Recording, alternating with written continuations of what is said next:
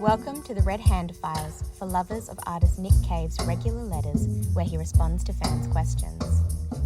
My dad and I enjoyed the letters so much we decided to create the Red Handophiles Podcast to discuss our thoughts and share it with you. You can read the Red Hand Files at www.theredhandfiles.com or follow the link in the show notes.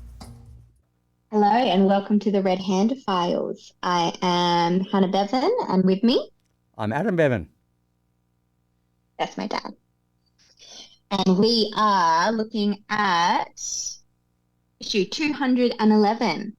So our first question is how is Earl from Delilah in Paris? And the second part of the question is my twin brother is dying at 23. I don't know what to do or feel. I feel so angry at the world and upset at the unfairness of everything. I keep thinking about my next birthday, how it will be the first one I spend alone. I know you didn't go through exactly the same thing, but you went through something similar. So I just want to ask, how can I stop feeling this pain and anxiety and sadness? Will it get better? From Madeline in New York City. It's a big one today, isn't it? Very big. And very big. The fact that these two questions are wound together, and especially once you've had a look at the response, it becomes clear how nicely these two questions from these two individuals fit. Obviously, Nick Cave writes these letters to fans or answers these questions from fans in his regular letter, The Red Hand Files, which we encourage everybody to subscribe to. And fans ask open questions that he tackles and answers, many of them often reaching and poignant as this one is. I think we'll unwind how his son, his youngest son, who was a twin with Arthur, who tragically died back in 2015 or 16. I can't quite exactly remember, sorry. But and it's a nice, it's nice that Nick lets us in and is able to discuss these things, especially when there are people going through something remarkably similar. He's lost a twin son and has watched the other son develop as he's waded through that. And of course, here's somebody who has a brother with perhaps some sort of terminal illness. So we sensitively want to add our thoughts and expansion to this discussion if we have any. You know, I don't feel quite like I have any authority or experience that qualifies me, but that's the nature of our show. You know, we talk about these things as we always have. Started off doing this over the phone and thought it'd be great to bring this to this platform. Did you have anything you wanted to start off with, Hannah, or would you rather I take a bite first? Yeah, take a bite first. Okay. First of all, one of the things, you know, as a parent, you would have to place losing a child at the very top of the list of things that you don't want to experience. It's often been said that no parent should have to bury a child. And what's impressive here from Nick is he's answering this letter placing the closeness of the twins and Earl's experience at the top without hardly a mention of himself, except his concern and his wife Susie's concern for their remaining twin, Earl.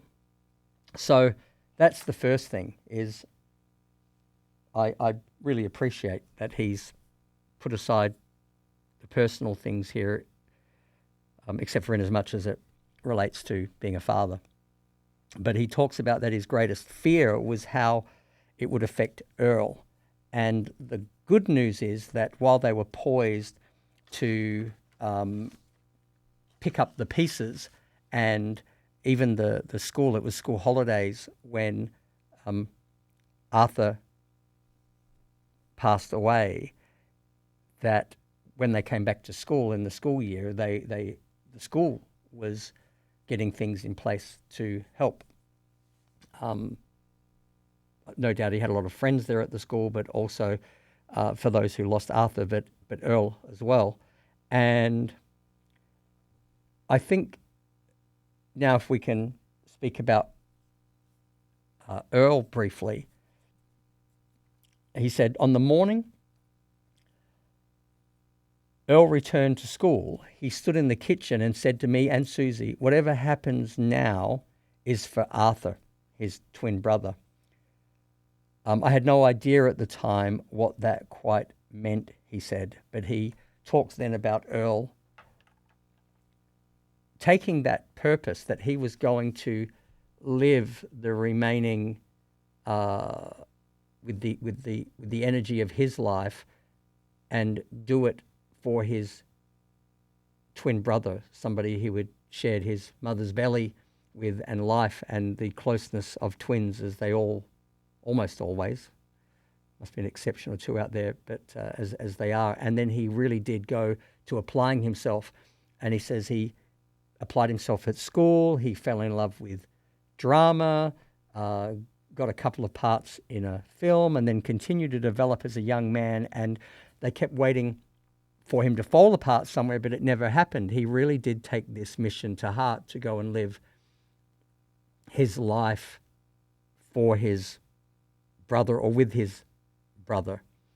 You know, I can't help being the Elvis fan, but to think of how much in film and documentary and literature, Elvis was a twin whose brother died at birth with him, and he was left. And of course, Elvis went on to become this gigastar that he was and is.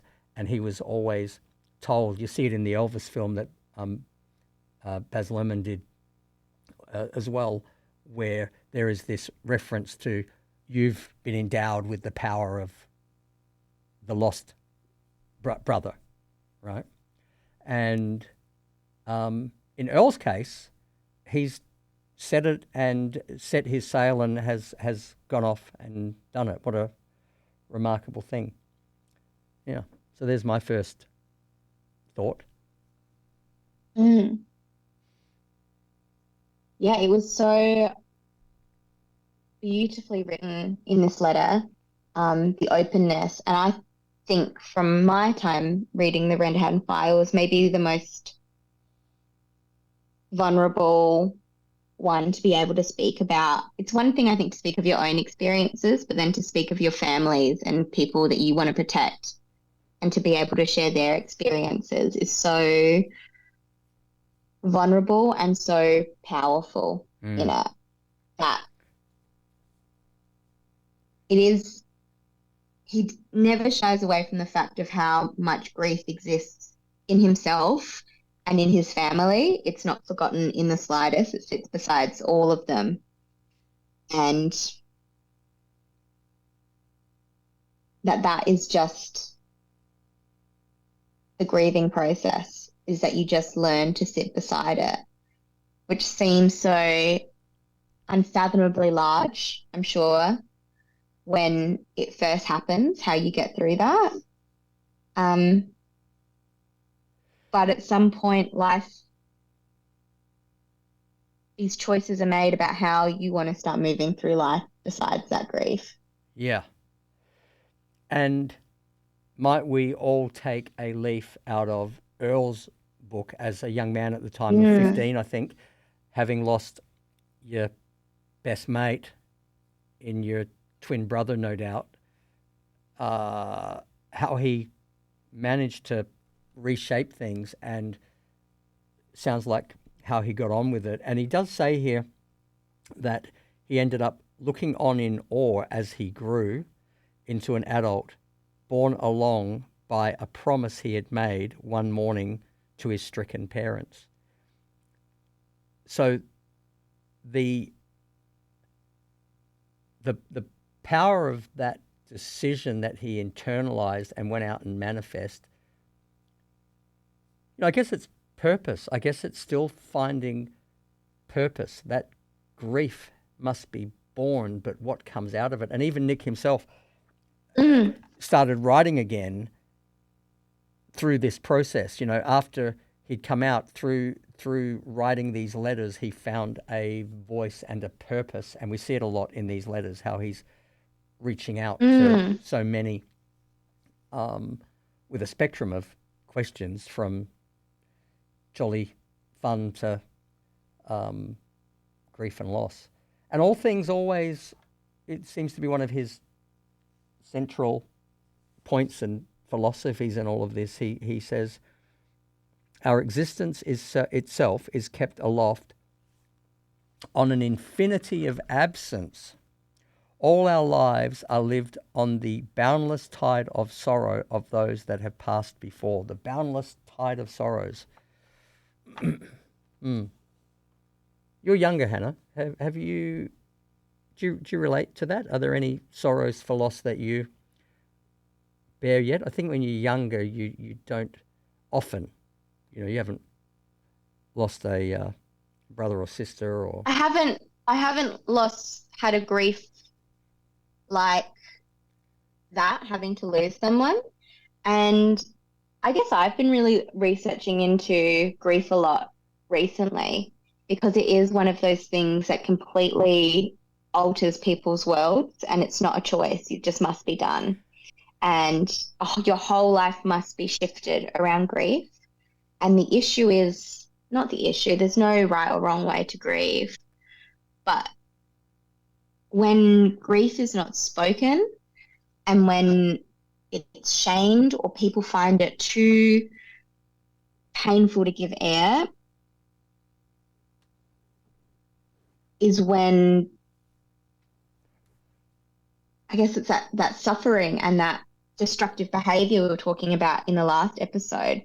But to give grief its space to exist with you, to speak of the unspoken. And I think it's widely kind of spoken that Western cultures are just not good with grief. We outrun it. We pretend it's not there. We don't celebrate people's lives in the same way a lot of other cultures do. But it's magnificent to kind of see how people move through their lives after grief.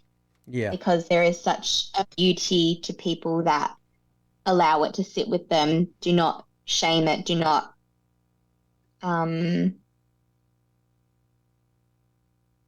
it to be part of their story, and not try and hide from it. Especially, it's a lot of I'm a Lifeline volunteer, so the crisis and suicide hotline. And whenever I speak of someone that mentions why they're feeling that way, and it's grief that's come up for them, sometimes it's a partner they've lost a decade earlier, I will always ask them, do you want to tell me about that person? Because often they just have not ever been able to talk about them. This person that still sits with them, so like the last person they got off a phone with, but they feel like their time is up and they can't speak about that person anymore, when that they very much still exist wholeheartedly for everyone. Grief must be spoken of. Yeah. And it must be carried, because there is no replacement for the person, but there can be an honoring by this idea, one idea. There can be a replacement by living for them. There can be a replacement for living for them. I never, with your grandpa, with Pop, my dad, I mean, we were like a couple of rams button heads all the time. I don't think I saw eye to eye with him on much at all, but there's only one visible picture in my place, and it's of, I've got some pictures of all you children on the fridge and one of the bedrooms, but in the kitchen there is one of Dad with you and Memphis, your brother, when you were young and really little. In fact, I reckon you were 8 or 9 and Mem's a baby, and laughing as you often did with him. And the amount of times I just say, "Hey, Dad," or I go down to the sauna. Got a sauna at home, and I think because my dad was sauna mad, it was the one thing that we did bond over until he started getting everybody offside in the sauna. But yeah, I have these places to think of him often, and that I'm there. I'm still a practicing martial artist because of my dad. I'm still, have a deep connection to family, I think, because of my dad's example around those things, and in the sauna. So there are these moments to think of those that have gone before and carry them, and we have to find a way to build that in, that with the grief there can be an honouring or some other life system of purpose through what we do. And that might be a good place to read this out, where Nick says, whether we realise it or not, our lived condition is forever saying, whatever happens now is for them. This is how we honour humanity itself, as the living testimony of those no longer with us. We who remain continue. I remember years ago there was a documentary that was on SBS, on Australian sort of television, and I think it was called Millennium, but it was back in the 90s, and there was this one tribe of people as one of the tribal communities they looked at, who, as you came forward in a generation, so when you were newly married you would move forward, and then when your parents your parenthood had kind of done its child rearing, but now you move forward again. And then when you were the senior elders and the elderly of the tribe, you moved right to the front of this cliff face. Everybody was moving towards the cliff face, and in the cliff face is where they buried all the bodies. So the dead, and perhaps even symbolically your own death, was always before you. That the idea of coming from the back and moving through those generational things, as we all do. We'll start as children, and we lose grandparents, then we lose parents, and then we're the old people with hopefully, some people around us, grandkids or children or people of great importance in our lives, or even our memories of those people. We move towards that cliff face, but we have to live with some purpose, keeping them, much like that tribe, ever present in our hearts and minds and memories. Which is the joy and the grief. But as I said, I'm not really qualified. Nick is. And yeah. Anything else there that stood out to you?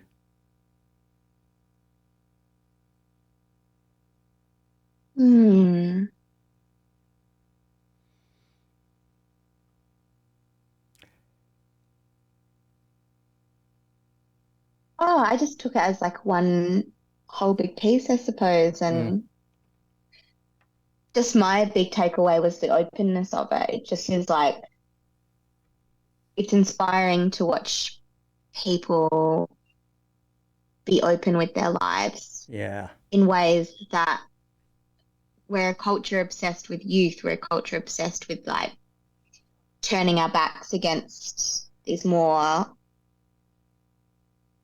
I don't even want to say taboo, that's not the right topic, but difficult discussions. People don't know how to navigate grief and loss and suffering with people, but he leans in, and yeah, that's our humanity, is in these moments.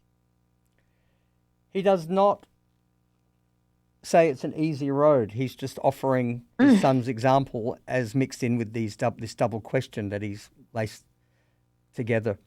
But he says, you will miss your brother, Madeline, maybe more than you can imagine. You may rail against the world and the terrible unfairness of it. Yeah. And he talks about the bond not ending, though, but that the bond with your brother is cosmic and eternal.